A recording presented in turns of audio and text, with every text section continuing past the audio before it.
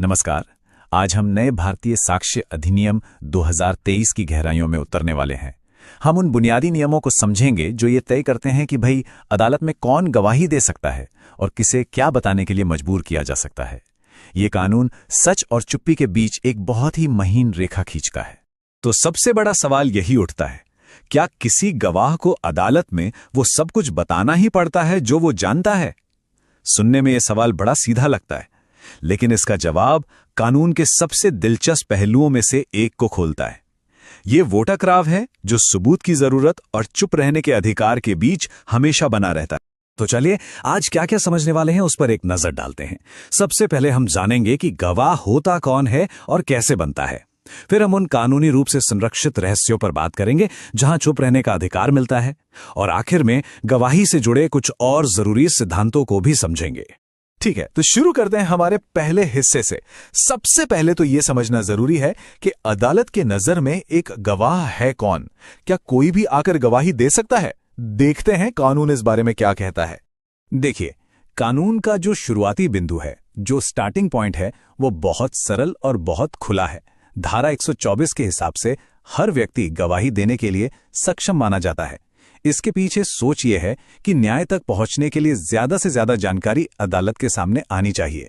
लेकिन जैसा हर नियम में होता है, यहां भी कुछ अपवाद हैं। और दिलचस्प बात यह है कि कानून किसी को सिर्फ उसकी उम्र या सेहत की वजह से गवाही देने से नहीं रोकता। असली पैमाना यह है कि क्या वो व्यक्ति पूछे गए सवालों को समझ सकता है और समझदारी से जवाब दे सकता है या नहीं। मतलब एक बहुत छोटा बच्चा या बहुत बुजुर्ग व्यक्ति भी गवाही दे सकता है, बस अदालत को ये यकीन होना चाहिए कि वो सवालों को समझ पा रहा है।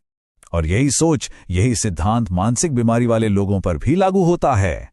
कानून यहां बहुत ही मानवीय और प्रैक्टिकल नजरिया अपनाता है। अगर कोई व्यक्ति जिसे कोई मानसिक बीमारी है, वो एक ल्यूसिड इंटरवल के दौरान गवाही देता है, यानी उस समय जब उसका दिमाग ठीक काम कर रहा है और वो चीजों को समझ सकता है, तो उसकी गवाही पूरी तरह से मान्य होगी। ये दिखाता है कि कानून का फोकस हमेशा समझने की क्षमता पर होता है, किसी व्यक्ति पर कोई ठप्पा लगाने पर नहीं। अब सोचिए उन लोगों के बारे में जो बोल नहीं सकते। कानून उन्हें भी नहीं भूलता। धारा 125 कहती है कि एक मूक गवाह लिखकर या इशारों से भी अपनी गवाही दे सकता है। और यहां सबसे जरूरी बात यह है कि इस तरह दी गई गवाही को भी कानूनी तौर पर मौखिक साक्ष्य यानी ओरल एविडेंस ही माना जाता है, भले ही वो बोला ना गया हो। ये इस बात को पक्का करता है कि हर किसी की आवाज सुनी जाए। और हां, नए भारतीय साक्ष्य अधिनियम में ये एक बहुत ही जरूरी और बड़ा बदलाव है। अब ये मैंडेटरी है, यानी जरूरी है कि जब भी कोई मूक गवाह गवाही दे तो अदालत एक दुभाषीय या स्पेशल एजुकेटर की मदद ले। और सिर्फ इतना ही नहीं, पूरी प्रक्रिया की वीडियोग्राफी भी करनी होगी। ये पारदर्शिता और सटीकता की तरफ एक बहुत बड़ा कदम है।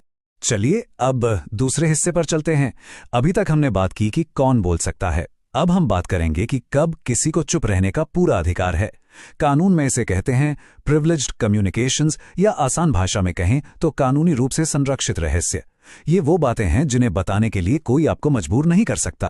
कानून कुछ खास रिश्तों और सूचनाओं को इतना जरूरी मानता है कि उन्हें अदालत में भी गुप्त रखने की इजाजत देता है। ये सिर्फ कानूनी नियम नहीं है, ये समाज में विश्वास बनाए रखने के लिए जरूरी है।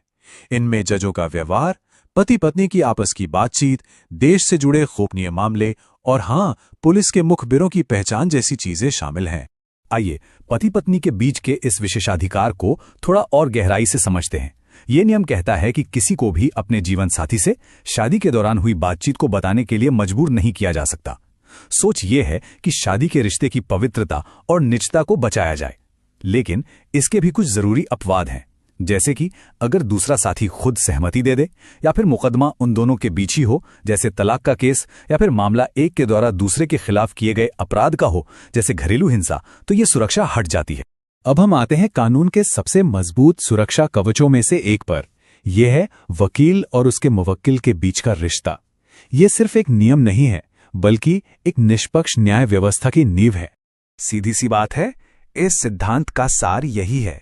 एक क्लाइंट को अपने वकील को सब कुछ सच सच बताने की पूरी आजादी होनी चाहिए, बिना इस डर के कि वकील ये बातें अदालत में जाके बता देगा।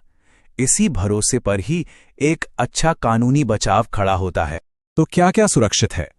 वकील और मुवक्किल के बीच हुई कोई भी बातचीत, किसी भी दस्तावेज की जानकारी या वकील की दी हुई कोई भी सलाह, और ये सुरक्षा हमेशा के लिए होती है, केस खत्म होने के बाद भी।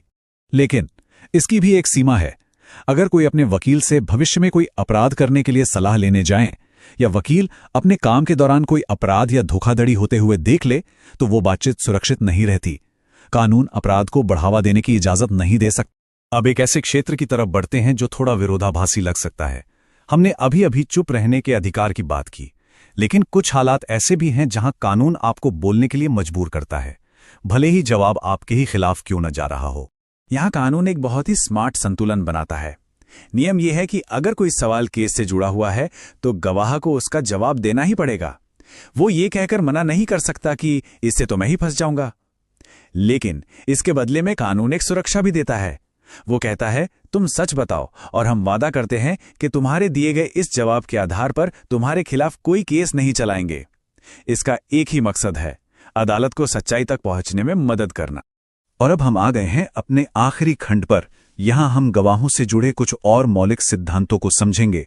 एक तो ये कि जब कोई सह अपराधी गवाही दे तो उसका क्या वजन होता है, और दूसरा ये कि किसी बात को साबित करने के लिए आखिर कितने गवाहों की जरूरत होती है।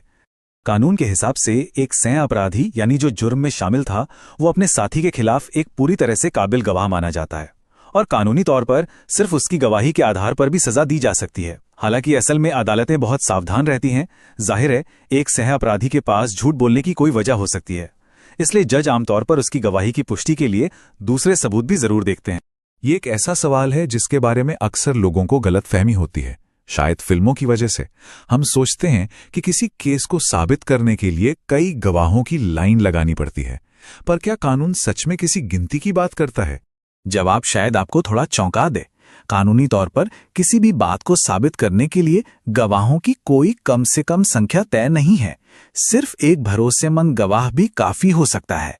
और इसके पीछे ये बहुत ही खूबसूरत कानूनी सिद्धांत है। मतलब असल बात यह है कि न्याय व्यवस्था सबूत की क्वालिटी पर ध्यान देती है, उसकी क्वांटिटी पर नहीं।